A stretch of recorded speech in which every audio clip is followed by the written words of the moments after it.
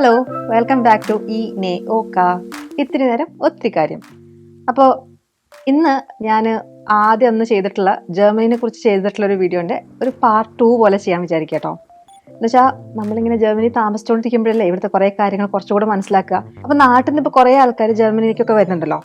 അപ്പോൾ നാട്ടിൽ നിന്ന് വരുന്നതിന് മുമ്പേ നമ്മൾ പൊതുവേ ശ്രദ്ധിക്കുന്ന കാര്യം എന്ന് വെച്ചിട്ടുണ്ടെങ്കിൽ കുക്കർ, കുറച്ചധികം മല്ലി, മുളക്, ഇങ്ങനത്തെ സ്പൈസസ് എല്ലാം കൂടെ പാക്ക് ചെയ്ത് വരുന്ന.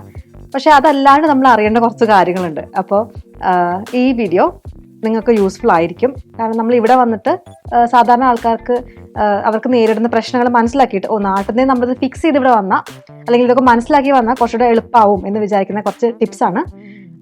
ആദ്യത്തെ കാര്യം എന്താണെന്ന് വെച്ചിട്ടുണ്ടെങ്കിൽ നമ്മളിവിടെ ഇപ്പോൾ വന്ന് ഒരു വീടൊക്കെ എടുത്തിട്ടുണ്ടെങ്കിൽ നമ്മൾ വേസ്റ്റ് സോർട്ട് ചെയ്യാൻ കൃത്യമായിട്ട് പഠിക്കണം. അപ്പോൾ ബേസിക്കലി ഉള്ള സോർട്ടിങ് എങ്ങനെയാണ്? പ്ലാസ്റ്റിക് ഒരു ഇതുണ്ടാവും, പിന്നെ പേപ്പറിന് ഒരെണ്ണം ഉണ്ടാവും, പിന്നെ ബയോ വേസ്റ്റ് ഒരെണ്ണം ഉണ്ടാവും, പിന്നെ ഗ്ലാസ് വേറെ. ഗ്ലാസ് ചില സ്ഥലങ്ങളിൽ നമ്മുടെ വീടിനോട് തന്നെ അടുത്തുണ്ടാവും, പക്ഷെ മിക്കവാറും സ്ഥലങ്ങളിൽ വേറെ ഒരു സെറ്റപ്പ് ആയിരിക്കും ഗ്ലാസിൻ്റെ കളയാനുള്ളത്. ഗ്ലാസ് തന്നെ ഗ്ലാസിൻ്റെ നിറം അനുസരിച്ച് അതിൻ്റെ കറക്റ്റായ കണ്ടെയ്നറിൽ ഇടണം. അപ്പോൾ അങ്ങനെ കുറച്ച് റൂൾസ് ഉണ്ട്, അത് നമ്മൾ ശ്രദ്ധിക്കണം. അപ്പോൾ ഈ റൂൾസ് നമുക്ക് അത്ര പ്രശ്നമില്ല അല്ലേ, അത് പേപ്പർ ആണെങ്കിൽ അങ്ങനെ പറഞ്ഞിട്ട് നമുക്ക് കളയാൻ പറ്റും. പക്ഷേ പൊതുവെ പ്രശ്നം വരുന്നതെന്ന് വെച്ചാൽ നമ്മൾ ബാറ്ററീസ്, നമ്മൾ എന്തെങ്കിലുമൊക്കെ കാര്യത്തിന് ടോയ്സിനുള്ളിൽ അല്ലെങ്കിൽ ക്ലോക്കിലൊക്കെ ഇടുന്ന ബാറ്ററി ഇല്ലേ, അത് ഡിസ്പോസ് ചെയ്യാൻ നമ്മൾ പൊതുവെ സൂപ്പർ മാർക്കറ്റിന്റെ ഫ്രണ്ടിൽ അങ്ങനത്തെ ഒരു സ്ഥലം കാണാം നിങ്ങൾക്ക്, ബാറ്ററി ഇടുന്നത്. അപ്പോൾ നമ്മൾ അവിടെയാണ് പോയി കളയാറ്. അല്ലാണ്ട് തന്നെ ഇപ്പോൾ ബെർലിനിലാണെങ്കിൽ നമ്മുടെ വേസ്റ്റ് ഡിസ്പോസ് ചെയ്യുന്ന ആ സ്ഥാപനമുണ്ട്, BSR ഉണ്ട്, അവിടെ പോയി വേണമെങ്കിൽ കളയാൻ പറ്റുമായിരിക്കും, എന്തായാലും കളയാൻ പറ്റുമായിരിക്കും. പക്ഷെ നമ്മൾ അതിന് നിൽക്കേണ്ട കാര്യമില്ല. സൂപ്പർ മാർക്കറ്റിന്റെ ഫ്രണ്ടിൽ നിങ്ങൾക്ക് അത് ബാറ്ററി ഡിസ്പോസ് ചെയ്യേണ്ട സാധനം കാണാം. ഇതെടുത്ത് നമ്മൾ വേറെ എവിടെയെങ്കിലും ഇടുകയാണെങ്കിൽ നമ്മൾ ഈ ഗ്രൂപ്പ്സിലൊക്കെ കാണാറുണ്ട് ചിലവർക്ക് നല്ല ഫൈൻ അടിച്ചു എന്ന്. കാരണം ബാറ്ററി ഇട്ടിട്ടല്ല, എന്തെങ്കിലും ഇതുമാതിരി ഇടാൻ പാടില്ലാത്ത വേസ്റ്റ് ആ ബിന്നിൽ ഇട്ടിട്ടുണ്ടെങ്കിൽ അത് നമ്മളാണെന്ന് തിരിച്ചറിഞ്ഞിട്ടുണ്ടെങ്കിൽ നമുക്ക് വലിയ ഹെവി ഫൈൻ കിട്ടും. തിരിച്ചറിഞ്ഞില്ലെങ്കിൽ പ്രശ്നമില്ല, പക്ഷെ അത് വെച്ചിട്ട് നമ്മൾ തിരിച്ചറിയാത്ത രീതിയിൽ ഇടണം എന്നല്ല നമ്മൾ ചിന്തിക്കേണ്ടത്. എല്ലാം കൃത്യമായിട്ട് വേസ്റ്റ് സോർട്ട് ചെയ്ത് പോവുകയാണെങ്കിൽ മൊത്തം സിസ്റ്റം നന്നായിട്ട് പോകുമല്ലോ. അപ്പം നമുക്ക് മാക്സിമം ഇങ്ങനത്തെ കാര്യത്തിൽ നമ്മൾ കുറച്ചുകൂടി ശ്രദ്ധ ചെലുത്തണം. വേറൊരു കാര്യമുള്ളത്, നമുക്ക് ഇന്ത്യൻസിന് എസ്പെഷ്യലി പ്രോബ്ലം വരുന്നത് എണ്ണയാണ്. നമ്മൾ വറുക്കുക, എന്തെങ്കിലും സാധനങ്ങളൊക്കെ വറുക്കുമ്പോൾ ആ എണ്ണ നമ്മൾ പൊതുവെ നാട്ടിലൊക്കെ എങ്ങനെയാ, ചീത്ത എണ്ണയാണെങ്കിൽ തെങ്ങിൻ്റെ കടക്കിലേക്ക് അമ്മ എറിയുക, ചൂടൊക്കെ മാറിയിട്ടുണ്ടെങ്കിൽ. അപ്പോൾ അവിടെ അത് നശിച്ചു പൊക്കോളൂ അല്ലേ, മണ്ണിലേക്ക് മിക്സ് ചെയ്ത് പൊക്കോളൂ. പക്ഷെ ഇവിടെ അങ്ങനത്തെ ഒരു സെറ്റപ്പ് ഇല്ലല്ലോ. അപ്പോൾ നമ്മളത് ചിലപ്പോൾ സിങ്കിലേക്ക് ഒഴിക്കാനൊരു ചാൻസ് ഉണ്ട്. ഒരിക്കലും ചെയ്യരുത്. കാരണം എസ്പെഷ്യലി ഈ കോൾഡ് വെതറൊക്കെ വരുന്ന സമയത്ത് ഇത് അവിടെ ബ്ലോക്ക് ആവും. ബ്ലോക്കായിട്ട് പിന്നെ ഫുൾ പൈപ്പും ബ്ലോക്കായി വലിയ പ്രശ്നം ഉണ്ടാവും. അതുകൊണ്ട് എണ്ണ ഒരിക്കലും നമ്മൾ പാത്രം കഴുകുന്നതിനുള്ളിലോ അല്ലെങ്കിൽ ടോയ്ലറ്റിനുള്ളിലോ ഒഴിക്കരുത്. അത് ചെയ്യാൻ പറ്റുന്ന ഒരു കാര്യം എന്ന് വെച്ചിട്ടുണ്ടെങ്കിൽ നമുക്ക് കളക്ട് ചെയ്ത് കുറച്ച് എണ്ണയൊക്കെ ഉള്ളെങ്കിൽ കളക്ട് ചെയ്ത് ഒരു ബോട്ടിൽ എടുത്ത് വെച്ചിട്ട്, പിന്നെ നമുക്ക് ഈ ഓരോ സ്റ്റേറ്റിനും അവരുടേതായ വേസ്റ്റ് ഡിസ്പോസ് ചെയ്യുന്ന ഒരു സ്ഥാപനം ഉണ്ടോ. അപ്പോൾ ബെർലിന് BSR. അപ്പോൾ ഓരോരോ നിങ്ങൾ താമസിക്കുന്ന സ്റ്റേറ്റ്സിൽ അങ്ങനത്തെ ഒരു സിസ്റ്റം ഉണ്ടാവും, അവിടെ പോയി കൊടുക്കാം. അല്ലെങ്കിൽ കുറച്ചൊക്കെ ഉള്ളെങ്കിൽ നമുക്ക് ചെയ്യാൻ പറ്റുന്ന കാര്യം വെച്ചാൽ കുറച്ച് ആട്ടയും മൈദയൊക്കെ ഇട്ടിട്ട് അതിനെ ഒന്ന് സോളിഡ് ഫോമിലാക്കിയിട്ട് പിന്നെ നമുക്കത് നമ്മുടെ ബയോ വേസ്റ്റിൻ്റെ കൂടെ കളയാം. അപ്പോൾ ഇത് ബയോ ആയല്ലോ. നമുക്ക് ഈ ബയോയിൽ ഈ എണ്ണ ഒഴിച്ചാൽ ആകെ പ്രോബ്ലമാണ്, അതുകൊണ്ടാണ് നമ്മൾ ബയോയിൽ അത് ഇടാത്തത്. പക്ഷേ ഇങ്ങനെ ആട്ടയുടെ കൂടെ ഇത്തിരിയൊക്കെ ഉള്ളെങ്കിൽ നമുക്ക് അത് ജസ്റ്റ് അതിൽ മിക്സ് ചെയ്താൽ ഒരു സോളിഡ് ആവുമല്ലോ, എന്നിട്ട് അതിൽ കളയാം. പക്ഷെ അല്ലാണ്ട് നമ്മൾ ഇത് പിടിച്ചിട്ട് സിങ്കിന്റെ ഉള്ളിലോ ടോയ്ലറ്റിന്റെ ഉള്ളിലോ ദയവ് ചെയ്ത് കളയരുത്. ഇതാണ് പ്രത്യേകം ശ്രദ്ധിക്കേണ്ടത്. പിന്നെ നാട്ടിൽ നിന്നൊക്കെ നമ്മൾ വരുമ്പോഴും പിന്നെ അല്ലെങ്കിൽ ഇവിടെ താമസിക്കുകയാണെങ്കിൽ തന്നെ വേറെ ആൾക്കാർ വിസിറ്റ് ചെയ്യാനൊക്കെ വരുമ്പോൾ നമ്മൾ ശ്രദ്ധിക്കേണ്ട ഒരു കാര്യം എന്ന് വെച്ചാൽ നമ്മളെപ്പോഴും നമ്മുടെ റൈറ്റ് സൈഡ് ചേർന്നിട്ടാണ് നടക്കേണ്ടത്. ഇതിപ്പോൾ റോഡിന്റെ കാര്യം മാത്രമല്ല, നമ്മൾ ഏതെങ്കിലും ഒരു വഴി കൂടെ ഒറ്റ വഴിയുള്ളൂ, അങ്ങോട്ടും ഇങ്ങോട്ടും പോകാൻ ഒരു പാത്താണ് ഉള്ളതെങ്കിൽ നമ്മൾ ആ പാത്തിന്റെ നമ്മുടെ റൈറ്റ് സൈഡിലാണ് നമ്മൾ എപ്പോഴും നിൽക്കേണ്ടത്. ഇനിയിപ്പോൾ നമ്മൾ എസ്കലേറ്റർ എടുക്കുകയാണെങ്കിലും അങ്ങനെ അത് പ്രത്യേകം ശ്രദ്ധിക്കണം. നമ്മൾ അതിന്റെ റൈറ്റ് സൈഡിൽ നിൽക്കണം. ലെഫ്റ്റ് സൈഡ് കുറച്ച് എന്തെങ്കിലും ധൃതിയിൽ ഓടിക്കേറി പോകാൻ താല്പര്യമുള്ള ആൾക്കാർക്ക് പോകേണ്ട വഴിയാണ്. അപ്പോൾ നമ്മൾ എപ്പോഴും റൈറ്റ് സൈഡ് ചേർന്ന് നിൽക്കാൻ. നമ്മൾ സാധാരണ എവിടെ വേണമെങ്കിലും നിൽക്കാൻ അതിങ്ങനെ മുകളിലേക്ക് പോകുന്നു എന്ന് വിചാരിക്കാറില്ലേ, പക്ഷെ അങ്ങനെ ചെയ്യരുത്. ചിലപ്പോൾ അവർക്ക് ഭയങ്കര ദേഷ്യം പിടിക്കും. എന്തെങ്കിലും ധൃതിയിൽ പോകുമ്പോൾ ഈ വഴി ബ്ലോക്ക് ചെയ്ത് നിൽക്കുകയാണെങ്കിലേ, നമ്മൾ കയറി പോവുകയാണെങ്കിൽ പ്രശ്നമില്ല, ഇടതുവശത്തോടെ കയറി പോവാം. നമ്മൾ നിൽക്കുകയാണെങ്കിൽ റൈറ്റ് സൈഡ് ചേർന്ന് എസ്കലേറ്ററിൽ നിൽക്കണം. പിന്നെ ഒരു ഇമ്പോർട്ടൻറ്റ് കാര്യമുള്ളത്, നമ്മൾ നാട്ടിലൊക്കെ എന്തെങ്കിലും നല്ല ഭംഗികളൊക്കെ കാണുമ്പോൾ പെട്ടെന്ന് ഫോട്ടോ എടുക്കും. അവിടെ ആളുണ്ടോ ആളില്ല എന്നൊന്നും അങ്ങനെ ചിന്തിക്കാറില്ലല്ലോ. പക്ഷേ ഇവിടെ കോൺസെന്റ് ഭയങ്കര ഇമ്പോർട്ടൻ്റാണ്. എന്ന് വെച്ചാൽ ഒരാളുടെ സമ്മതം കൂടാണ്ട് ആരുടെയും ഫോട്ടോ എടുക്കാൻ പാടില്ല. എസ്പെഷ്യലി കുട്ടികളുടെ ഒന്നും ഒരിക്കലും നമ്മൾ അഥവാ ഫോട്ടോ എടുക്കുന്നതിന് അതിന്റെ ഇടയിൽ അവർ പെടുന്നില്ല എന്നുള്ളത് പ്രത്യേകം നമ്മൾ നോക്കണം. കുട്ടികളുടെ ഫോട്ടോ നമ്മൾ എടുക്കാറില്ല. മാത്രമല്ല, ഇനിയിപ്പോ നമ്മുടെ കുട്ടികൾ ആരെങ്കിലും ഈ കീറ്റയിലോ എന്താ പറയാ സ്കൂളിലൊക്കെ പോകുമ്പോൾ അവരുടെ എങ്ങാനും ഫോട്ടോസ് ഉണ്ടെങ്കിൽ അത് നമ്മൾ പൊതുവെ ഫോട്ടോസ് ഷെയർ ചെയ്യില്ലേ ഇൻസ്റ്റാഗ്രാമിലോ അല്ലെങ്കിൽ വാട്സപ്പ് സ്റ്റാറ്റസ് ഒക്കെ ആയിട്ട് ഇടാറില്ലേ? ആ സമയത്ത് അവരുടെ ഫേസ് ബ്ലർ ചെയ്ത് വെക്കുന്നത്, നമ്മുടെ കുട്ടിയുടെ നമുക്ക് ഇടാം, പക്ഷെ അല്ലാത്തവരുടെ ഫേസസ് പൊതുവെ ബ്ലർ ചെയ്ത് വെക്കുന്നത് ഒരു സോഷ്യലി ആക്സെപ്റ്റഡ് രീതിയാണ്. നമ്മൾ വേറെ ആൾക്കാരുടെ കുട്ടികളുടെ ഫോട്ടോസോ കാര്യങ്ങളോ നമ്മൾ പബ്ലിക്കലി ഷെയർ ചെയ്യാൻ പാടില്ല. വേറൊരു ഇമ്പോർട്ടൻറ്റ് കാര്യമുള്ളത്, നമ്മൾ ഈ ഓരോരോ സ്ഥലത്ത് എത്ര മണി വരെ നമുക്ക് ശബ്ദം ഉണ്ടാക്കാം, റൂഹസ് സൈറ്റ് എന്ന് പറയും. എത്ര സമയം വരെ നമുക്ക് ഒച്ച ഉണ്ടാക്കാം, എത്ര സമയം മുതൽ സൈലന്റ് ആയിരിക്കണം എന്നുള്ളൊരു നിയമം ഉണ്ടാവും. പൊതുവെ ഒരു 8 മണിക്കൊക്കെ ശേഷമൊന്നും, രാത്രി 8 മണിക്ക് ശേഷമൊന്നും എവിടെയും ശബ്ദം ഉണ്ടാക്കാൻ പാടില്ല. ചിലരുടെ ആ സമയം കുറച്ച് വേരി ചെയ്യാൻ ചാൻസ് ഉണ്ട്, ഓരോരോ സ്ഥലങ്ങളനുസരിച്ചിരിക്കും. പൊതുവെ ഒരു 8 മണി എന്നുള്ളത് ഒരു സ്റ്റാൻഡേർഡ് ആണ്. പിന്നെ ഈ ഹോളിഡേയ്സ് ഞായറാഴ്ചയൊക്കെ ആണെങ്കിൽ നമ്മൾ ഒരിക്കലും ഒച്ച ഉണ്ടാക്കാൻ പാടില്ല.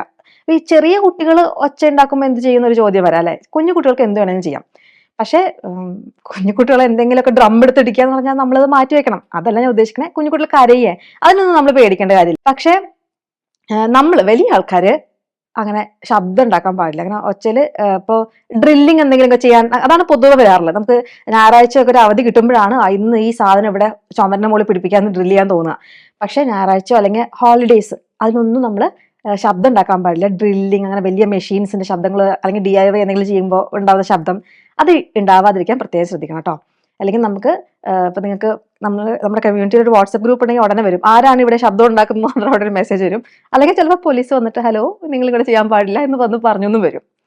പോലീസിനെ വിളിക്കുന്നതൊന്നും അത്ര അൺകോമൺ അല്ല കേട്ടോ. അപ്പോൾ മോശമായിട്ട് എന്തെങ്കിലും ചെയ്യുകയാണെങ്കിൽ ആൾക്കാർ പോലീസിനെ നേരിട്ട് വന്ന് പറഞ്ഞേക്കാട്ടും പോലീസ് വഴിയല്ലേ അത് നിങ്ങളോട് സംസാരിക്കാൻ എളുപ്പം. പിന്നെ വേറൊരു കാര്യമുള്ളത്, നമ്മൾ ശ്രദ്ധിക്കേണ്ട കാര്യങ്ങളാട്ടോ. നമ്മൾ നാട്ടിൽ നിന്ന് വരുമ്പോൾ നമ്മൾ ചെയ്ത് ശീലിച്ച കാര്യങ്ങളില്ലേ, അത് പൊതുവെ ഇവിടെ ചെയ്യുമ്പോൾ പണി കിട്ടുന്ന ഓരോ കാര്യങ്ങളാണ്. നമ്മൾ ഈ സിഗ്നൽ വരില്ലേ, നമ്മൾ റോഡ് ക്രോസ് ചെയ്യാൻ നിൽക്കുമ്പോൾ ഇപ്പൊ നമ്മൾ വണ്ടി ഒന്നുമില്ല, നമുക്ക് നന്നായിട്ട് കാണാം അവിടുന്ന് ഒരു വണ്ടി വരുന്നില്ല, ഇവിടുന്ന് ഒരു വണ്ടി വരുന്നില്ല. എസ്പെഷ്യലി ഞായറാഴ്ചയൊക്കെ ആണെങ്കിൽ ആരും പുറത്തിറങ്ങാത്തതുകൊണ്ട് റോഡ് ഫുൾ ഫ്രീ ആയിരിക്കും. എന്നാലും സിഗ്നൽ റെഡ് ആണെങ്കിൽ എന്നുവെച്ചാൽ നമുക്ക് ക്രോസ് ചെയ്യാൻ പാടില്ല എന്നാണെങ്കിൽ ചെയ്യരുത്. വണ്ടി ഇല്ലെങ്കിലും ചെയ്യരുത്. എസ്പെഷ്യലി നമ്മുടെ കൂടെ കുട്ടികൾ ഉണ്ടെങ്കിൽ അല്ലെങ്കിൽ അപ്പുറത്ത് കുട്ടികൾ ഉണ്ടെങ്കിൽ തീരെയും ചെയ്യാൻ പാടില്ല. അങ്ങനെ ഇപ്പൊ കുട്ടികളുള്ളപ്പോൾ നമ്മൾ അവർക്കൊരു മാതൃകയാവണ്ടേ. നമ്മൾ ഈ എന്താ പറയുക, റെഡ് ആണെങ്കിൽ ക്രോസ് ചെയ്യാം എന്ന് കാണിച്ചാൽ കുട്ടികൾ അത് ചെയ്യാൻ ചാൻസ് ഉണ്ട്. അതുകൊണ്ട് കുട്ടികൾ നമ്മുടെ കൂടെയോ വേറെ ആരുടെയോ അവിടെ അപ്പുറത്ത് ആരുടെയെങ്കിലും ഒക്കെ ആണെങ്കിലും കുട്ടികളുള്ള സമയത്ത് നമ്മൾ ആ റൂൾസ് കൃത്യമായിട്ട് ഫോളോ ചെയ്യണം. ഇല്ലെങ്കിൽ നമ്മൾ അവിടെ അങ്ങനെ ചെയ്യാതെ നിന്നാൽ ചിലപ്പോൾ നമുക്ക് ചീത്ത കേൾക്കാൻ ചാൻസ് ഉണ്ട്. വഴി കൂടെ പോകുന്ന എസ്പെഷ്യലി കുറച്ച് പ്രായ ആൾക്കാരൊക്കെയാണെങ്കിൽ എന്തായാലും ചീത്ത പറയും. പിന്നെ ശ്രദ്ധിക്കേണ്ട ഒരു കാര്യം, നമ്മൾ നാട്ടില് ഈ സൈക്കിളിനുള്ള പാത ഇല്ലല്ലോ, റോഡ് ഉണ്ടാവും, പിന്നെ നമുക്ക് നടക്കാൻ വേണ്ടിയിട്ടുള്ള ചിലപ്പോൾ ഉണ്ടായ ഭാഗ്യം അല്ലെ. പക്ഷെ ഇവിടെ എങ്ങനെയാന്ന് വെച്ചിട്ടുണ്ടെങ്കിൽ അതിന്റെ കൂടെ സൈക്കിൾ, ഇപ്പൊ നമ്മൾ നടക്കണതിന്റെ ഇപ്പത്തായിട്ട് റോഡിന്റെ നമ്മൾ നടക്കണതിന്റെ ഇടയിലായിട്ട് സൈക്കിൾ പാത്ത് ഉണ്ടാവും. അപ്പൊ അതുകൂടെ സൈക്കിൾ നല്ല പൊരിഞ്ഞ സ്പീഡിൽ വരുന്നുണ്ടാവും. നമ്മളിത് ശ്രദ്ധിച്ചൊന്നും വരില്ല. അതുകൊണ്ട് അത് എപ്പോഴും ശ്രദ്ധിക്കണം. അതിന്റെ ആ പാറ്റേൺ കുറച്ച് ഡിഫറെന്റ് ആയിരിക്കും. ആ ഭാഗം സൈക്കിള് പോകുന്നതിന്റെയും ആൾക്കാർ നടക്കുന്നതിന്റെയും ഭാഗം, അതിലത്തെ ടൈൽസിന്റെ കളറോ എന്തെങ്കിലുമൊക്കെ വ്യത്യാസം ഉണ്ടാവും, അല്ലെങ്കിൽ ലൈൻ വരച്ചിട്ടുണ്ടാവും. അപ്പൊ നമ്മൾ ആ പാത്തിലൂടെ നടക്കാതിരിക്കാൻ പ്രത്യേകം ശ്രദ്ധിക്കുക. കാരണം ഇവർക്ക് ഒരു കണ്ണു മൂക്കും ഉണ്ടാവില്ല, വന്ന് ഇടിച്ചിട്ടുണ്ടെങ്കിൽ തെറ്റ് നമ്മുടെയാണ്. അവരുടെ സൈക്കിൾ പാത്തിൽ കയറി നമ്മൾ നടക്കാൻ പാടില്ല. എസ്പെഷ്യലി നാട്ടിലൊക്കെ വരുമ്പോഴേ നമ്മളിത് ശ്രദ്ധിക്കില്ല. നമുക്ക് തീരെ അറിയില്ലല്ലോ ഇവിടെ നമ്മുടെ നാട്ടിൽ അങ്ങനെ സൈക്കിളിന് വേണ്ടിയിട്ട് പാതകൾ ഇല്ലല്ലോ. ഇനിയിപ്പോ ഉണ്ടോന്ന് എനിക്കറിയില്ല, ഞാൻ ഇതുവരെ കണ്ടിട്ടില്ല. അപ്പൊ അത് പ്രത്യേകം ഒന്ന് നോക്കുക കേട്ടോ. നമ്മൾ നടക്കുമ്പോൾ നമ്മുടെ കറക്റ്റ് സൈഡ് വെച്ച് നടക്കാനും പിന്നെ സൈക്കിൾ പാത്തിലൂടെ നടക്കാതിരിക്കാനും ശ്രദ്ധിക്കണം. കുട്ടികളൊക്കെ ഉണ്ടെങ്കിൽ എസ്പെഷ്യലി പറഞ്ഞു കൊടുക്കണം സൈക്കിൾ പാത്തിലൂടെ നടക്കരുതെന്ന്. പിന്നെ എനിക്ക് പറ്റിയിട്ടുള്ള അബദ്ധമാണ്, നമ്മൾ ടിക്കറ്റ് ഒക്കെ എടുത്ത് ട്രാവൽ ചെയ്യണം എന്നുള്ള എല്ലാവർക്കും അറിയാം. എല്ലാ നാട്ടിലും അങ്ങനെ തന്നെ, ടിക്കറ്റ് ഇല്ലാണ്ട് ആയാൽ പണി കിട്ടും. പക്ഷെ ടിക്കറ്റ് ഉണ്ടെങ്കിൽ കൂടെ നമ്മൾ ചില ടിക്കറ്റ്സ് എങ്ങനെയാന്ന് വെച്ചിട്ടുണ്ടെങ്കിൽ നമ്മൾ പഞ്ച് ചെയ്താൽ മാത്രമേ ആ ടിക്കറ്റിന് വാലിഡിറ്റി ഉണ്ടാവുള്ളൂ. ഇപ്പൊ എന്ന് വെച്ചാൽ ഒരു അരമണിക്കൂർ യൂസ് ചെയ്യേണ്ട ടിക്കറ്റ്, 1 മണിക്കൂർ യൂസ് ചെയ്യേണ്ട ടിക്കറ്റോ അങ്ങനെയൊക്കെ ആയിട്ടുള്ള ടിക്കറ്റ്സ് ഉണ്ടാവുമല്ലോ. അപ്പോൾ നമ്മൾ ഈ മെഷീനിൽ നിന്ന് ടിക്കറ്റ് വാങ്ങിച്ചു എന്നതിന്റെ അർത്ഥം ഇപ്പൊ മുതൽ അത് വാലിഡ് ആണ് എന്നാവണമെന്നില്ല. അത് ടിക്കറ്റിന്റെ മുകളിൽ തന്നെ അതിന്റെ ടൈം മെൻഷൻ ചെയ്യുന്നുണ്ടെങ്കിൽ കുഴപ്പമില്ല. ടിക്കറ്റിന്റെ മുകളിൽ ടൈം ഇല്ലെങ്കിൽ നമ്മളത് പഞ്ച് ചെയ്തിട്ട് നമ്മൾ ട്രെയിൻ കയറുന്നതിന് മുമ്പ് അത് വാലിഡ് ആക്കണം. എനിക്കൊക്കെ ഒരിക്കൽ പറ്റിയിട്ടുള്ളതാണ്. വലിയ കാലത്ത് ടിക്കറ്റ് ഒക്കെ എടുത്ത് ഇനി പോവാമെന്ന് വിചാരിച്ചു, ടിക്കറ്റ് എടുത്താൽ പോരെ എന്ന് വിചാരിക്കും. പക്ഷെ അത് പഞ്ച് ചെയ്തിട്ടില്ലെങ്കിൽ അത് വാലിഡ് അല്ല. വാലിഡ് അല്ലെങ്കിൽ ടിക്കറ്റ് ചെക്കർ വന്ന് നോക്കിയാൽ നമുക്ക് ഫൈൻ കിട്ടാം. ഫൈൻ എന്നൊക്കെ പറഞ്ഞാൽ വലിയ ഫൈനാണ്. അതുകൊണ്ട് ആ ഒരു മേഖലയിലേക്ക് നമ്മൾ കുറച്ച് ശ്രദ്ധിച്ച് നിൽക്കുന്നതായിരിക്കും കാശ് കുറച്ച് സേവ് ചെയ്യണമെങ്കിൽ നല്ലത്. പിന്നെ ഈ ജർമ്മൻസ് പറയുന്ന മാതിരി അവർ പൊതുവെ പങ്ക്ച്വൽ ആണല്ലോ. അപ്പൊ മീറ്റിംഗ്സ് ഒക്കെ അല്ലെങ്കിൽ ആരെങ്കിലും കാണാൻ എന്നൊക്കെ പറഞ്ഞിട്ടുണ്ടെങ്കിൽ നമ്മൾ കൃത്യസമയത്ത് എത്തുന്നത് ഒരു നല്ല കാര്യമാണ്. അവർ അത് റെസ്പെക്ട് ചെയ്യുകയും ചെയ്യും. നമ്മൾ ഒരു സ്ഥലത്ത് പോകണമെങ്കിൽ ഇപ്പൊ 10 മണിക്ക് എത്തണമെങ്കിൽ നമ്മളൊരു 9:50 അവിടെ എത്തേണ്ട രീതിയിൽ പ്രിപ്പയർ ചെയ്ത് പോവാം. എന്നിട്ട് പൊതുവെ ഞാൻ ചോദിക്കാറുണ്ട്, നിങ്ങൾ എങ്ങനെ ഇത്രയും നേരത്തെ എത്താറുണ്ട് ജർമ്മൻസിനടുത്ത്? അപ്പൊ അവർ പറയും കുറച്ച് നേരത്തെ വരും. എന്നിട്ട് അഥവാ നമ്മൾ കുറച്ചുകൂടി നേരത്തെ ആയി പോയാൽ അവർ നേരെ ഇടിച്ചു കയറി ആ വീട്ടിലേക്ക് കയറില്ല. അപ്പൊ അവർ അവിടെ കുറച്ചേരം കറങ്ങി നടക്കും. ആ കൃത്യസമയത്തെ അവർ എത്താൻ ശ്രമിക്കാറുള്ളൂ. പങ്ക്ച്വാലിറ്റിയുടെ കാര്യം പറയുമ്പോൾ എസ്പെഷ്യലി ട്രെയിൻസിന്റെ കാര്യം പറയാതെ നിവൃത്തിയില്ല. കഴിഞ്ഞ വീഡിയോയിലും കുറെ ആൾക്കാർ പറയുന്നത് ഭയങ്കര പങ്ക്ച്വലാണെന്ന്. അതിനെക്കുറിച്ചുള്ള ഇഷ്ടംപോലെ ന്യൂസ് പേപ്പർ റിപ്പോർട്ട്സും കാര്യങ്ങളും അവരുടെ തന്നെ റിപ്പോർട്ട്സ് ഈ ഡോയ്ച്ച് ബാങ്ക് തന്നെ വന്നിട്ടുണ്ട്. ഇത്രയും പങ്ക്ച്വൽ അല്ലാത്തൊരു ട്രെയിൻ സർവീസ് ഞാൻ കണ്ടിട്ടില്ല. പങ്ക്ച്വാലിറ്റി പോട്ടെ, പങ്ക്ച്വാലിറ്റി പിന്നെ നമുക്ക് ചില സമയത്ത് എന്തെങ്കിലും പ്രശ്നം ഉണ്ടെന്ന് വരാം. അവസാനത്തെ സ്റ്റോപ്പ് വരെ പോവാണ്ട് കുറെ മുമ്പത്തെ സ്റ്റോപ്പിൽ കൊണ്ട് ഇറക്കണ കാര്യമാണ് ഏറ്റവും കഷ്ടം. എന്ന് വെച്ചാൽ എസ്പെഷ്യലി എനിക്ക് തോന്നുന്നത് ഇതെന്താ ആൾക്കാർക്ക് തെറ്റിദ്ധാരണ വരാം. കാരണം ചില ഏരിയാസിലൊക്കെ അവർ നന്നായി പ്രവർത്തിക്കുന്നുണ്ടാവും. എസ്പെഷ്യലി ഈ ബെർലിൻ, നമ്മുടെ എന്താ സ്ഥലത്തിന്റെ പേര്, ബെർലിൻ ഡ്യൂസൽഡോർഫ്, ആ പാതയിൽ പോകുന്ന ട്രെയിൻസ് ആണെങ്കിൽ നിങ്ങൾക്ക് അതിൽ നിങ്ങൾ കയറിയിട്ടുണ്ടെങ്കിൽ നിങ്ങൾക്ക് എന്തായാലും ഒരു മോശം അനുഭവം ഉണ്ടായിട്ടിരിക്കും. അപ്പൊ എൻ്റെ ഒരു ഫ്രണ്ട്, അത് ജർമ്മൻ ആണ്. അപ്പൊ ഞാനിങ്ങനെ കഴിഞ്ഞ വീഡിയോ വന്നപ്പോൾ ഞാനിങ്ങനെ പറയായിരുന്നു, ഇങ്ങനെ ആൾക്കാരൊക്കെ പറയുന്നത് ജർമ്മൻ ട്രെയിൻസ് ഭയങ്കര സംഭവമാണ്, എനിക്ക് മാത്രമായിരിക്കും ഇങ്ങനെ ഓരോരോ തിക്ത അനുഭവങ്ങൾ ഉണ്ടായി. അപ്പൊ അതെന്ന് പറഞ്ഞു, കഴിഞ്ഞ തവണ ഞാൻ പോയതിന്റെ കഥ പറഞ്ഞുതരാന്നോട്ട് എൻ്റെ അടുത്ത് പറഞ്ഞത്. കഴിഞ്ഞ തവണ ആള് ഈ റൂട്ടിൽ, ഞാൻ എക്സാക്ട് സ്ഥലം പറയുന്നില്ല, പോവായിരുന്നു. അപ്പൊ ആളുടെ അച്ഛൻ ആളുടെ സ്റ്റോപ്പിൽ വന്ന് നിൽക്കുന്നുണ്ടായിരുന്നു. അപ്പൊ ആളുടെ വീട് കുറച്ചുകൂടെ ഉള്ളോട്ട് പോകണം. അപ്പൊ ട്രെയിൻ ഇറങ്ങിയിട്ട് കാറിൽ ആളെ കൊണ്ടുപോകാൻ വേണ്ടി ആളുടെ അച്ഛൻ വന്നിട്ടുണ്ടായിരുന്നു.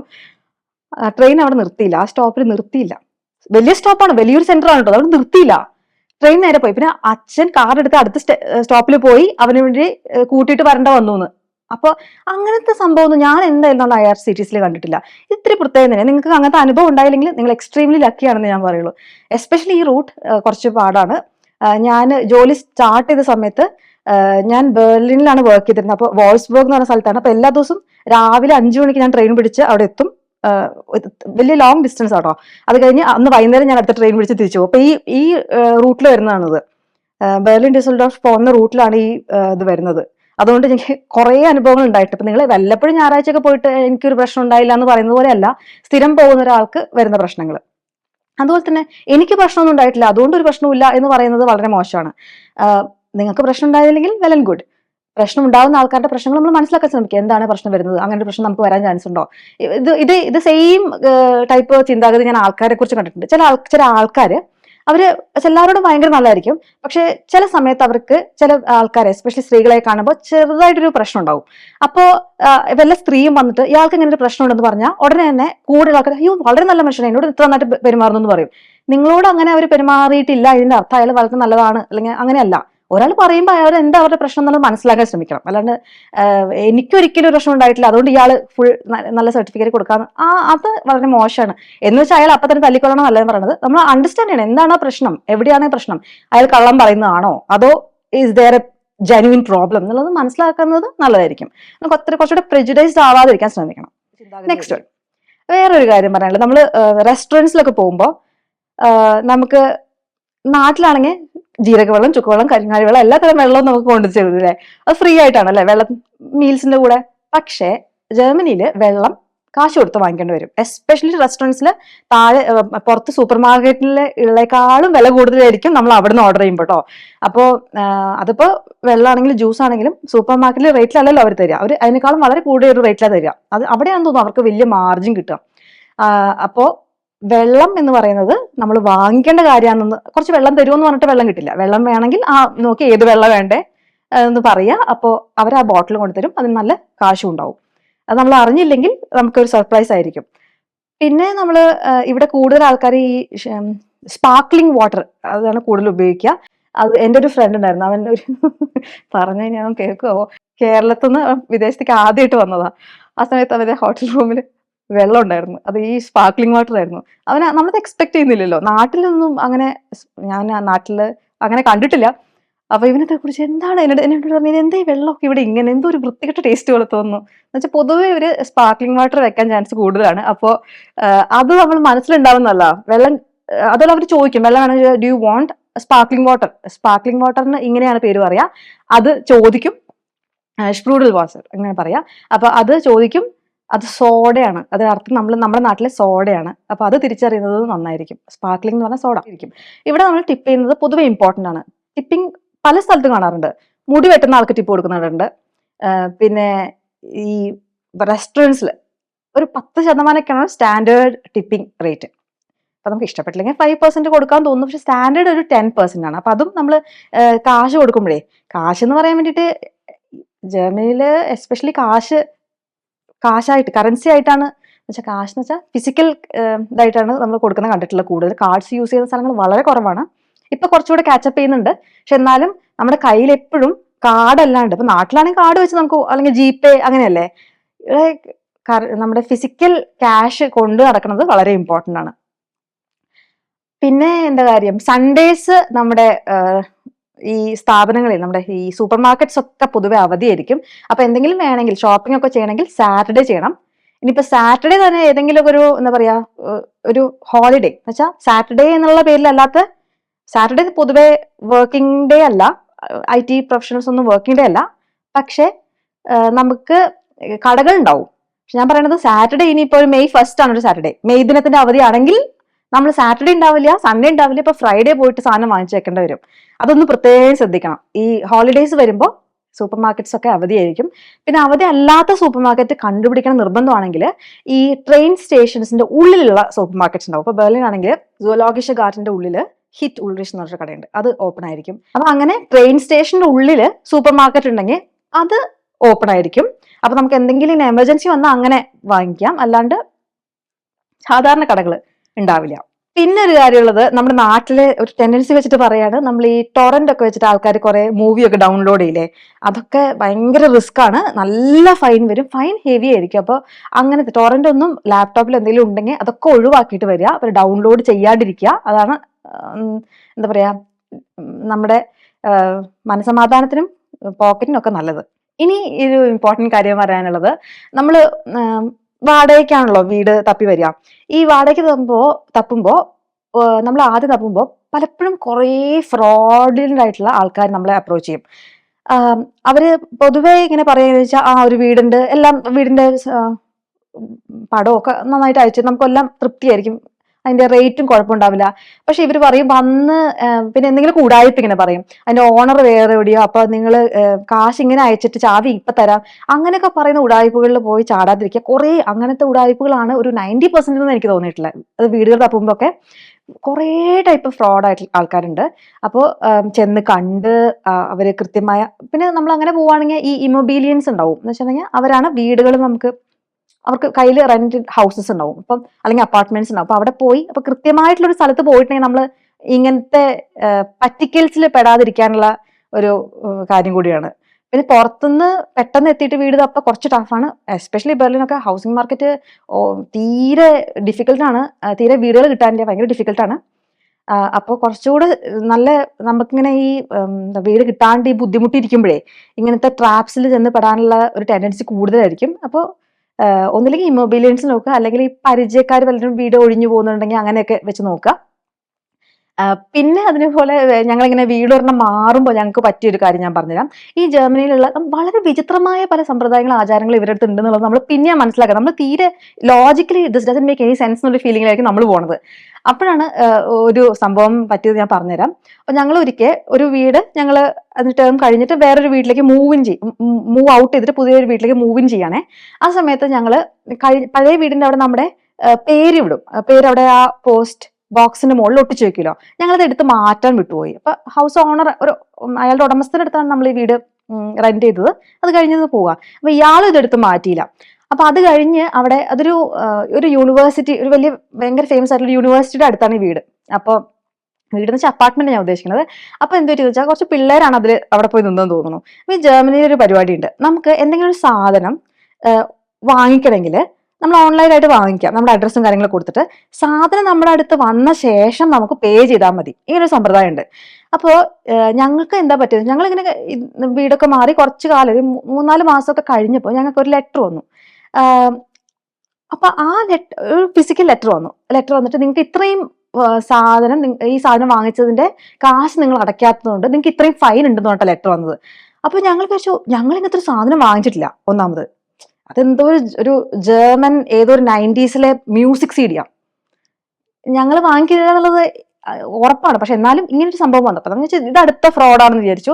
എന്നിട്ട് ഈ കമ്പനീനെ കുറിച്ച് നമ്മൾ സെർച്ച് ചെയ്തപ്പം റിവ്യൂസ് നോക്കുമ്പോൾ ഇവരൊരു ഫ്രോഡ് കമ്പനിയാണെന്നൊക്കെ കുറേ പേര് എഴുതി വെച്ചിട്ടുണ്ട്.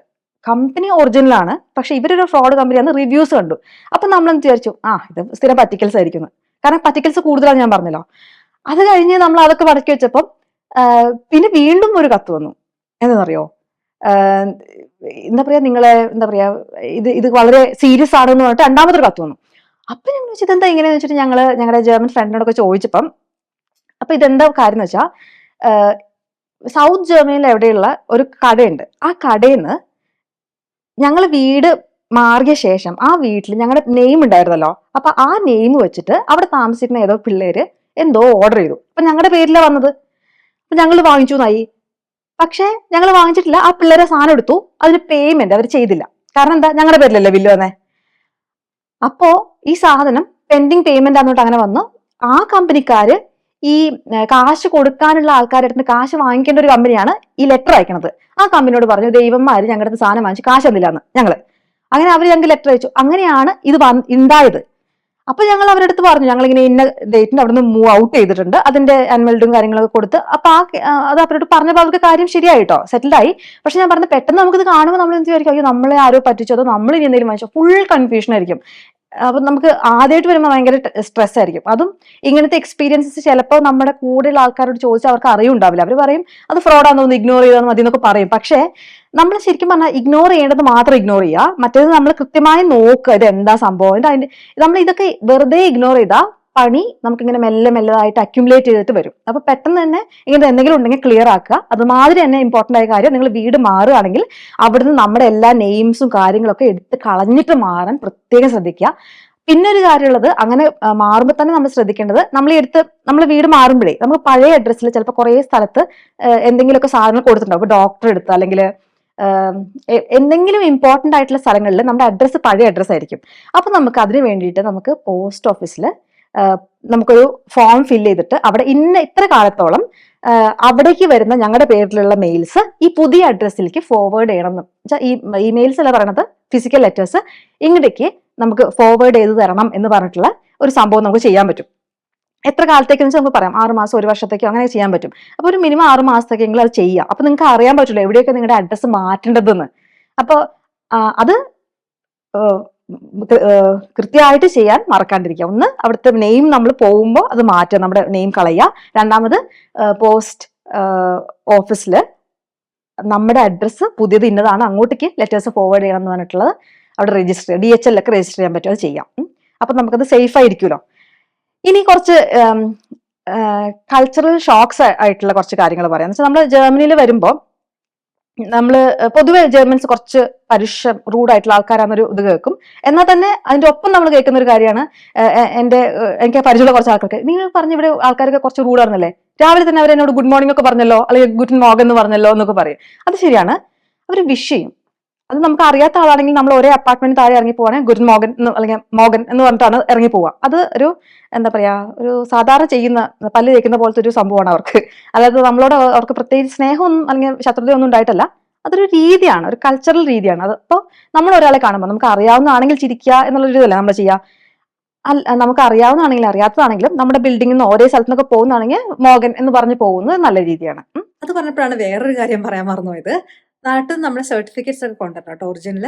അതിലാണ് ശ്രദ്ധിക്കേണ്ടത്, മാരേജ് സർട്ടിഫിക്കറ്റ് ഒന്നും എടുക്കാൻ മറക്കരുത് കല്യാണം കഴിഞ്ഞാണെങ്കിൽ. പിന്നെ ബർത്ത് സർട്ടിഫിക്കറ്റിലെ അതും എടുക്കാൻ മറക്കരുത്. ബർത്ത് സർട്ടിഫിക്കറ്റിൽ നിങ്ങളുടെ പേരോ അല്ലെങ്കിൽ ഡേറ്റ് ഓഫ് ബർത്ത് ഒക്കെ മാറിയിട്ടുണ്ടെങ്കിൽ, എന്ന് വെച്ചാൽ ചില സമയത്ത് അതിലത്തെ ഡേറ്റ് ഓഫ് ബർത്തും നമ്മുടെ പാസ്പോർട്ടിലെ ഡേറ്റ് ഓഫ് ബർത്തും ഒക്കെ തമ്മിൽ വ്യത്യാസം ഉണ്ടാവും. അങ്ങനെയൊക്കെ ഉണ്ടെങ്കിൽ അതൊക്കെ ബർത്ത് സർട്ടിഫിക്കറ്റിൽ ശരിയാക്കിയിട്ട്, നാട്ടിൽ അങ്ങനെ ശരിയാക്കാൻ അത്ര പാടില്ലല്ലോ, ശരിയാക്കിയിട്ട് വരിക. ഇല്ലെങ്കിൽ ഇവിടെ എസ്പെഷ്യലി കുട്ടികളൊക്കെ ഉണ്ടാകുമ്പോൾ നമ്മൾ ഹോസ്പിറ്റലിൽ ഇതൊക്കെ ആവശ്യം വരും, നമ്മുടെ ബർത്ത് സർട്ടിഫിക്കറ്റ് ആവശ്യം വരും കുട്ടി ഉണ്ടാകുമ്പോൾ. അപ്പൊ അതൊക്കെ പ്രശ്നം ഉണ്ടാവാതിരിക്കാൻ ഇതൊക്കെ ക്ലിയർ ചെയ്തിട്ട് അതിന്റെ ഒറിജിനൽ കൊണ്ടുവരാം കേട്ടോ. പിന്നെ ഇത് എനിക്ക് പറ്റിയൊരു അബദ്ധമാണ് കേട്ടോ. എന്ന് വെച്ചാൽ ഞങ്ങളുടെ വീട് ഞങ്ങൾ മാറിയിട്ട് പുതിയ നെയ്ബേഴ്സിനെ ഞങ്ങൾ ഇൻവൈറ്റ് ചെയ്തു. അപ്പൊ അവര് തൊട്ടപ്പുറത്തുള്ള വീട്ടുകാരാ. അപ്പൊ അവര് വീട്ടിലേക്ക് വരുമ്പോൾ പൊതുവെ നമ്മൾ കൊണ്ടുവരില്ല എന്തെങ്കിലുമൊക്കെ സാധനങ്ങളൊക്കെ, അതുമാതിരി കുറച്ച് സാധനങ്ങൾ കൊണ്ടുവന്നു. അപ്പൊ നമ്മുടെ നാട്ടിലൊക്കെ എങ്ങനെയാ, പുറത്തുനിന്ന് നമ്മൾ ഗസ്റ്റുകൾ നമ്മുടെ വീട്ടിലേക്ക് വരുമ്പോൾ അവർ കൊണ്ടുവരുന്ന സാധനങ്ങളൊന്നും നമ്മൾ അവർക്ക് എടുത്ത് കൊടുക്കാറില്ല. പകരം അവർക്ക് വേണ്ടി നമ്മൾ കരുതി വെച്ച് നമ്മുടെ സ്നാക്സ് ആണ് അല്ലെങ്കിൽ കേക്ക്സ് എന്താണെന്ന് വെച്ചാൽ അതാ നമ്മൾ അവർക്ക് കൊടുക്കുക അല്ലെ. അപ്പൊ നമ്മൾ അതല്ലേ നമ്മുടെ അല്ലാതെ അവർ കൊണ്ടുവന്നാൽ അവന് കൊടുക്കുന്നത് നമ്മുടെ അവിടെ ഒരു നല്ല രീതി അല്ലല്ലോ. അങ്ങനെയല്ലേ നിങ്ങളുടെ അവിടെയൊക്കെ അങ്ങനെ തന്നെയല്ലേ? ഞാൻ അങ്ങനെ വിചാരിക്കുന്നു. നമ്മുടെ കേരളത്തിൽ മൊത്തം അങ്ങനെയാണെന്ന് ഞാൻ വിചാരിക്കുന്നത് കേട്ടോ. വീട്ടിലൊന്നുമില്ലെങ്കിൽ അവര് വരുന്നത് കൊടുക്കും. പക്ഷെ അല്ലെങ്കിൽ നമ്മൾ ഓൾറെഡി ജർമ്മനിയിൽ ആദ്യം തന്നെ നമ്മൾ അപ്പോയിന്റ്മെന്റ് ഒക്കെ ബുക്ക് ചെയ്തിട്ടല്ലേ നമ്മൾ ഈ ആളെ വരിക. അല്ലാണ്ട് കയറി അല്ലെ വന്നൂലെ എന്നിട്ട് അകത്ത് കയറി വരില്ലല്ലോ. വരുമ്പോ അവര് ഞങ്ങളുടെ ഈ നെയ്ബേഴ്സ് കുറച്ച് സാധനങ്ങൾ കൊണ്ടുവന്നിരുന്നു. അപ്പൊ നമ്മൾ ഈ നാട്ടിലെ ഇത് വെച്ചിട്ട് ഇതൊക്കെ എടുത്ത് മാറ്റി വെച്ച് നമ്മുടെ ഓൺ സ്പെഷ്യൽ സാധനങ്ങൾ എടുത്ത് അവർക്ക് കൊടുത്തു. അപ്പൊ അവരിങ്ങനെ വെയിറ്റ് ചെയ്യായിരുന്നു, എന്താ അവർ കൊണ്ടുവന്ന കേക്ക് തരാത്തേന്ന്. അത് അവര് പിന്നീടാ പറഞ്ഞു കേട്ടോ, അന്ന് പറഞ്ഞില്ല. അവര് പറഞ്ഞു അതെന്താ അങ്ങനെ ചെയ്തത്, ഞങ്ങൾ കൊണ്ടുവന്ന കേക്ക് കഴിക്കാൻ വേണ്ടി ഞങ്ങൾ ഇങ്ങനെ ഇരിക്കുമായിരുന്നു. അപ്പൊ ഞാൻ പറഞ്ഞു അയ്യ അത് ഞങ്ങൾ തരാൻ പാടില്ല, അത് മോശമല്ലേ. അപ്പോഴാണ് മനസ്സിലായത് ജർമ്മനിയിൽ അങ്ങനെയല്ല. ഈ കേക്കൊക്കെ കൊണ്ടുവരാണെങ്കിൽ നമ്മൾ അത് എല്ലാവരും കൂടെ കഴിക്കാൻ വേണ്ടിയിട്ട് അവർ കൊണ്ടുവരുന്നേ.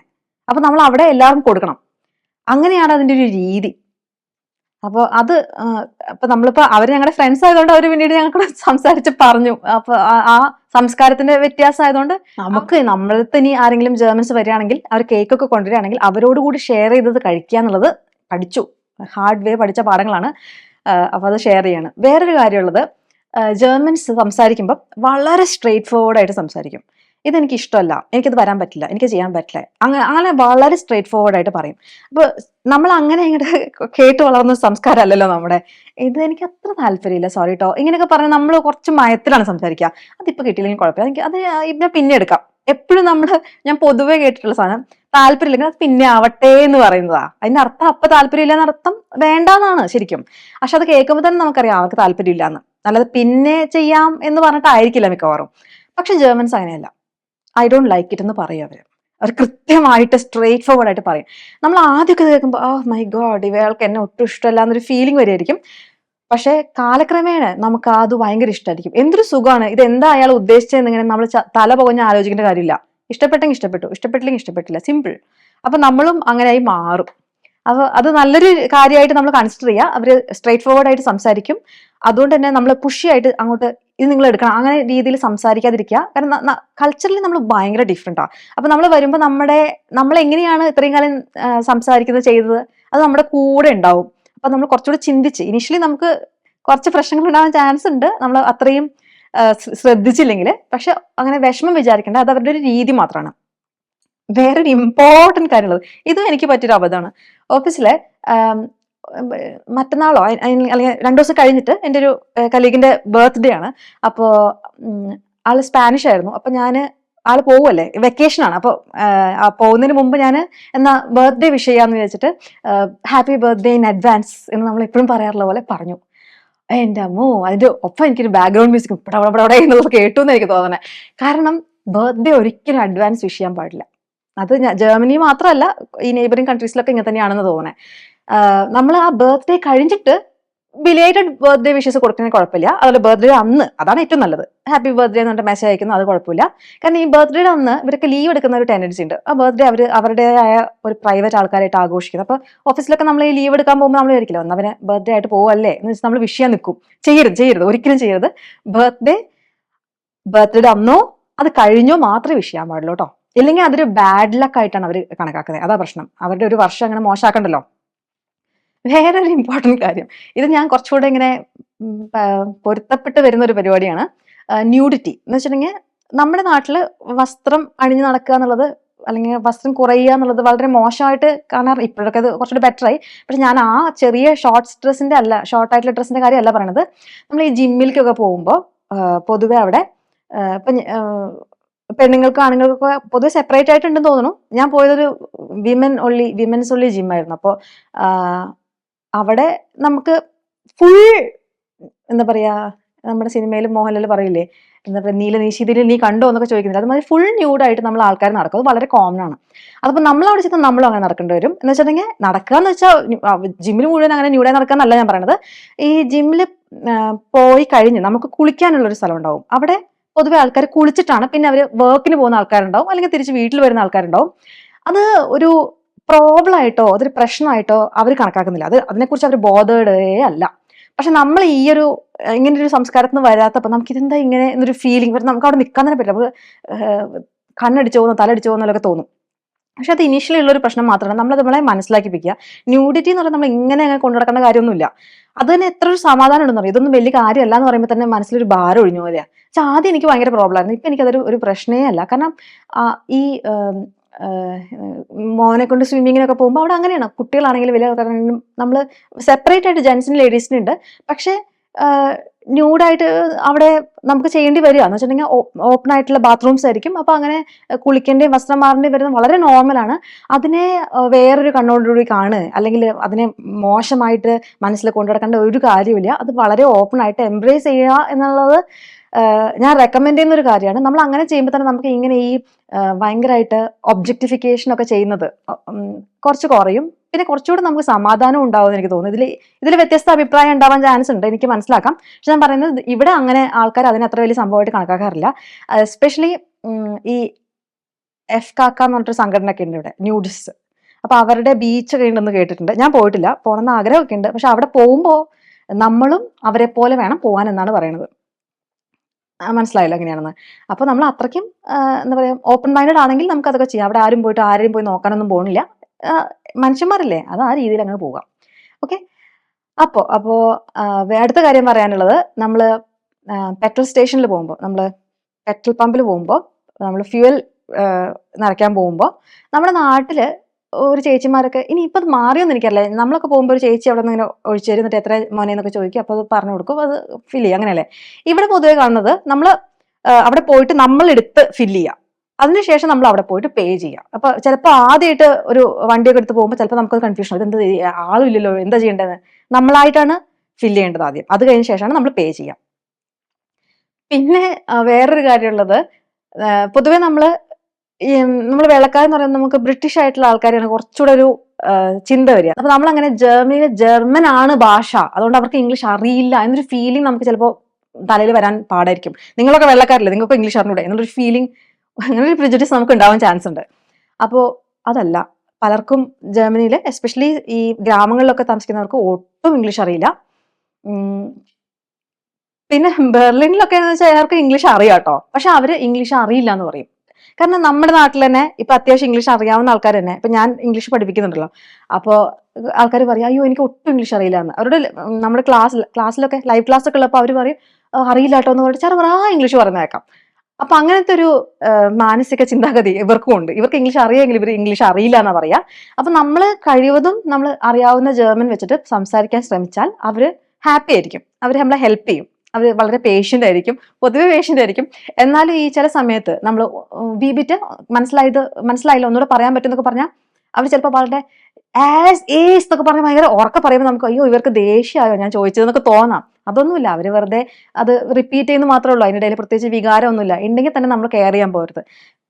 ഇങ്ങനെ ഭയങ്കരമായിട്ട് ഇമോഷണലായി ജീവിച്ചാൽ അല്ലെങ്കിൽ ചിന്തിച്ചാൽ ഇവിടെ ജീവിക്കാൻ ഇത്തിരി പാടായിരിക്കും. നമ്മൾ ചെയ്യുന്നത് ശരിയാണോ എന്ന് ആലോചിക്കുക, ശരിയാണെന്ന് പറഞ്ഞാൽ കറക്റ്റായിട്ടൊക്കെ ചെയ്യാം. അതിനിടയിൽ വികാരങ്ങൾക്കൊന്നും അധികം വാല്യൂ കൊടുക്കാണ്ടിരിക്കുക, അങ്ങനെയാണ് പറയുക ഞാൻ.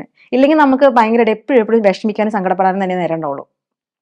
പിന്നെ വീടൊക്കെ നോക്കാനുള്ള സമയത്ത് ഞാൻ പറയാൻ വിട്ടുപോയ കാര്യമാണ്, നമ്മൾ സാധാരണ നാട്ടിൽ ഇപ്പോൾ റെന്റഡ് അപ്പാർട്ട്മെന്റ് ഒക്കെ എടുക്കുമ്പോൾ നമ്മൾ 3 BHK എന്നല്ല പറയാ, എന്ന് വെച്ചാൽ 3 ബെഡ്റൂമുള്ള ഒരു ഹാളും കിച്ചണുള്ള അപ്പാർട്ട്മെന്റ് എന്നാണ് അതിന്റെ അർത്ഥം. ഇവിടെ അത് പറയാ 4 റൂം അപ്പാർട്ട്മെന്റ് എന്നാണ്. ഇവിടെ പറയാ ദ്രൈ സിമ്മർ അപ്പാർട്ട്മെന്റ് എന്ന് പറഞ്ഞാൽ 3 റൂം എന്നാണ് അർത്ഥം. മൊത്തം 3 റൂമേ ഉള്ളൂ.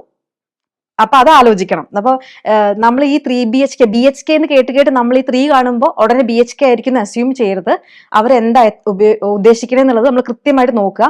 മിക്കവാറും ഒരു റൂം കുറവായിരിക്കും, നമ്മുടെ BHK എന്ന് പറയുന്നേക്കാളും ഒരു റൂം കുറവായിരിക്കും ദ്രൈറ്റ് സിമ്മർ അപ്പാർട്ട്മെന്റ് എന്ന് പറയുമ്പോൾ കേട്ടോ. പിന്നെ ഒരു ഇൻട്രസ്റ്റിംഗ് ആയിട്ടുള്ള കാര്യം, നമ്മൾ ഈ സാധനമൊക്കെ വാങ്ങിക്കുമ്പോഴേ ഇതിന്റെ വില എവിടെയെന്ന് ഈ സാധനം എടുത്തു നോക്കിയാൽ കാണില്ല. കാരണം ഈ സാധനം വെച്ചതിന്റെ അടിയിലായിരിക്കും ആ വെച്ചിരിക്കുന്ന അയിലില്ലേ, അവിടെയായിരിക്കും വില എഴുതി വെച്ചത്. ഇപ്പൊ വീട്ടിൽ വന്നിട്ട് ഈ സാധനത്തിന്റെ പുറകിൽ വില തപ്പിയാൽ കിട്ടില്ല, പകരം ബില്ലെടുത്ത് നോക്കേണ്ടി വരും. അതും ഒന്ന് ശ്രദ്ധിക്കുക. കാരണം ഇവര് ചില സമയത്ത് ഇതിന്റെ റേറ്റ് ഒക്കെ കുറയും, ഡിസ്കൗണ്ട് ഒക്കെ കൊടുക്കും. അപ്പൊ അത് ഓരോ ഐറ്റത്തിലും മാറ്റുന്നതിന് പകരം ആ എഴുതി വെച്ച ഇതിന്റെ സാധനങ്ങളുടെ ഒക്കെ വില എഴുതി വെച്ച ഒരു സ്ഥലം ഉണ്ടാവില്ലേ, അവിടെ മാറ്റിയാൽ മതിയല്ലോ. നല്ലതാണ്. പക്ഷെ നമ്മൾ പെട്ടെന്ന് ഇതെവിടെയാ ഇതെന്താന്നുള്ളത് ഒന്ന് അന്താളിച്ചു പോകും ആദ്യമായിട്ട് വരുമ്പോൾ. പിന്നെ ഇതൊക്കെ ശീലമാവും കേട്ടോ. ഞാനിത് പറയണെന്ന് വെച്ചാൽ ആ വിനി പറഞ്ഞ സംഭവം ഇതാണല്ലോ എന്നിങ്ങനെ വിചാരിക്കാലോ, എന്നെ ഒന്ന് ഓർക്കാലോ. അപ്പൊ ഞാൻ കുറച്ച് ലൈഫ് ഈസിയർ ആക്കാൻ വേണ്ടിയിട്ട് പറഞ്ഞു തന്നേ ഉള്ളൂ. പിന്നെ ജർമ്മനിയിൽ വരുമ്പോൾ അറിയേണ്ട ഏറ്റവും ഇമ്പോർട്ടൻറ്റ് കാര്യം WC എന്ന് പറഞ്ഞാൽ ടോയ്ലറ്റ് ആണ്. അത് നിങ്ങൾക്ക് എവിടെയും പോകണമെങ്കിൽ ആ സൈനാണ് നിങ്ങൾ അന്വേഷിച്ച് നടക്കേണ്ടത്. അവിടെ അന്വേഷിച്ച് എത്തിക്കഴിഞ്ഞാൽ അടുത്തൊരു ടിപ്പ് പറയേണ്ടത് ഹെയർ എന്ന് പറഞ്ഞാൽ, ഹെർ എന്ന് പറഞ്ഞാൽ പൊതുവെ അവൾ എന്നല്ലേ അർത്ഥം. അത് വെച്ചിട്ട് പെണ്ണാന്ന് വിചാരിക്കരുത്. ഹെറൻ എന്ന് പറഞ്ഞിട്ടുണ്ടെങ്കിൽ ആണുങ്ങളാണ്, ആണുങ്ങളുടെ ടോയ്ലറ്റ് ആണ് ഹെയർ എന്ന് എഴുതി വെക്കാം. അല്ലെങ്കിൽ ദാമെൻ എന്ന് കാണും. അപ്പൊ മെൻ എന്ന് പറഞ്ഞാൽ ആണുങ്ങളായിരിക്കും എന്ന് വിചാരിക്കരുത്. ദാമെൻ എന്ന് പറഞ്ഞാൽ സ്ത്രീകളാണ്. അപ്പൊ സ്ത്രീകളുടെ ടോയ്ലറ്റിന്റെ അവിടെ ദാമെൻ എന്നും ആണുങ്ങളുടെ അവിടെ ഹെറൻ എന്നാണ് എഴുതി വെക്കുക. അപ്പൊ അങ്ങോട്ടും ഇങ്ങോട്ട് മാറി പോകണ്ട, വെറുതെ ഒരു അബദ്ധം പറ്റണ്ടല്ലോ, പറ്റിയിട്ടുണ്ടാവും പലർക്കും. അപ്പൊ അത്രയൊക്കെ ഉള്ളൂ. ഇഷ്ടപ്പെട്ടു എന്ന് വിചാരിക്കണു. അഭിപ്രായങ്ങളൊക്കെ അറിയിക്കൂ. അടുത്ത ദിവസം വേറൊരു വീഡിയോയിൽ കാണാം. അതുവരേക്കും ബൈ.